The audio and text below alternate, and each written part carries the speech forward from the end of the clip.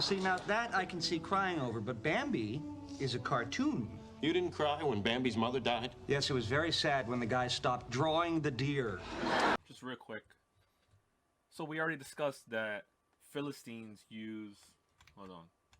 Philistines, these disgusting, creatively deficient people, they use these templates to express an idea, right? Very simple. I wouldn't say maybe organic, because it's so like build a block Jenga tower, you know, cookie cutter is the best word to describe, cookie cutter way to express an idea. Because, you know, there's a lot of conflict right now based on what you believe in. And for people who think that the best way, that there's no way you can change someone's mind, that the ultimatum is to just, you know, get rid of them. The only way you can change someone's mind is, one, getting their trust. Because once, like, let's say I'm a blue color fan and you're a red color fan. Once we meet, there's already that hostility, that you like the color red and I like the color blue. So whatever I say, there is nothing I can say that would make you even like tolerate the color blue. So the only way I can even get you to tolerate the color blue is getting your trust, you know, try to be your friend. And then once you lower your guard, you start to see, well, you know, there's things that I'm not seeing here. There's things I haven't considered about the color blue. And that's where stories come in. Stories, right? Here I have the hierarchy of the mediums of ways to express ideas to you and their impact, right? So I don't, like, these two you could disagree or agree, but I feel like a picture, just a singular picture, I don't know, like, to me that has the least amount of impact. I don't want to shit on, you know, artists, you know, the decent ones, or the ones who actually put effort and are actually like creative. But to me, I never liked looking at a picture.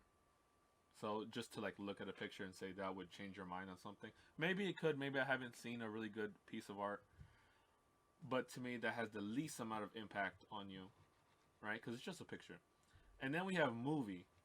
Now, you can see that all these movies that the Hollywood churns out, they're trying to get you to think a certain way. And it can be effective. Right? Like I said before, a movie has to get your trust. It has to make you like the character. It has to make you invested in it. And that gains your trust. And with that trust, it tries to say, hey, maybe you should be okay with sucking a little dick. Or maybe you should be okay with women in the workplace. That's how they get you. I say get you, but that's how they change your mind. But they're so bad at creating a story that it just leaves you pissed off. It just pisses you off, and it puts your guard up, right? So you don't trust the movie, and you put your guard up, because they when you make a piece of art, or you make a piece of music or whatever, the first thing you have to focus on is the quality of it by itself, and second should be the motivation, or the a hunch. You should always focus on execution. Maybe even at the cost of the message, to tell a good quality story.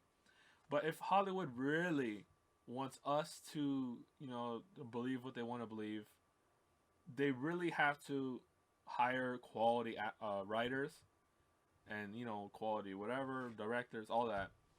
Because a good movie, you trust a good movie, and then that's how they make you change your mind. Very subtly, very slowly.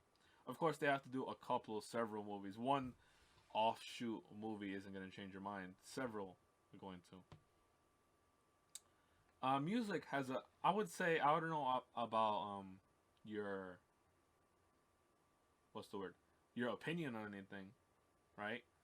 But a good song has a big impact on your mood, right? So So maybe a music with art, right? You can associate positive things with the positive thing that the art is displaying. So they can work in together. I won't say in tangent. They can work together, and then you can associate the positive feelings of the music with the positive imagery of the art, and then there you go. It's subtly changing your mind. You enjoy the art, you enjoy the music, your guard is lowered, and you start believing that that's good, right? It's very simple, connect the dots thinking. Now, book, I believe, is the number one way to change someone's mind. But it's also it's the most effective, but at the same time, it requires a lot of investment. It requires a lot of down payment on the trust, because think of it like this: you're reading and you're echoing the words inside your brain, right? You're echoing the thoughts of the story into your brain, churning it, making it go through it, and once you're immersed in the story, those words that you're reading are like going through your brain, like they're slipping through your ears, through your eyes, like past your ears, through your eyes, and like your brain is creating this imagery, the characters, all this bullshit. And that is the most effective way to make you change your mind, because you have to put such a high down payment on reading a book. Reading a book is a lot of work. Like, you can sit down and watch a TV show, right? But you can't just sit down and read a book. At least I can't. I have to like be ready to read a book. Kind of like how I have to be ready to watch a horror movie. I have to set myself ready for that. But it's different. So books are,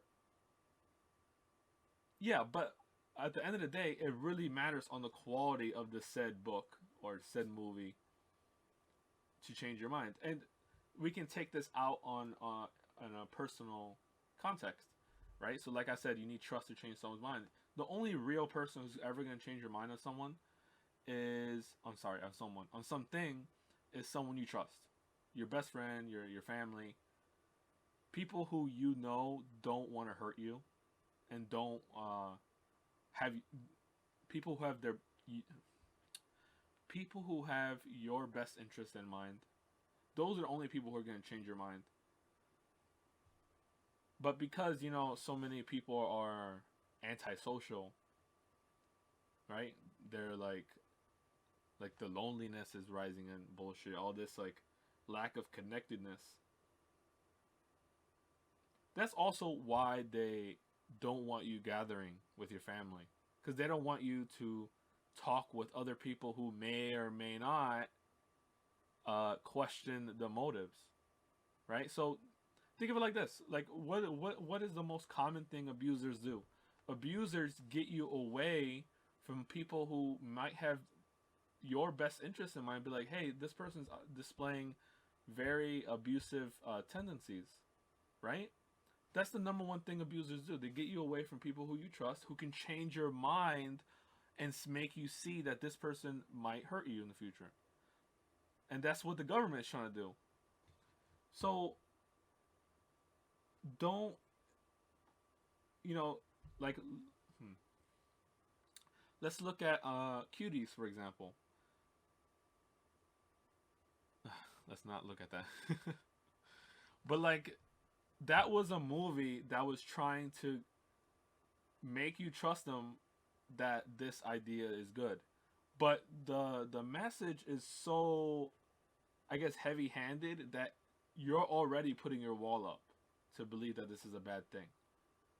So if Hollywood or whoever made that movie, whoever funded it, they really want people to think that's normal, they really have to be a little bit more subtle with it and tell a good story.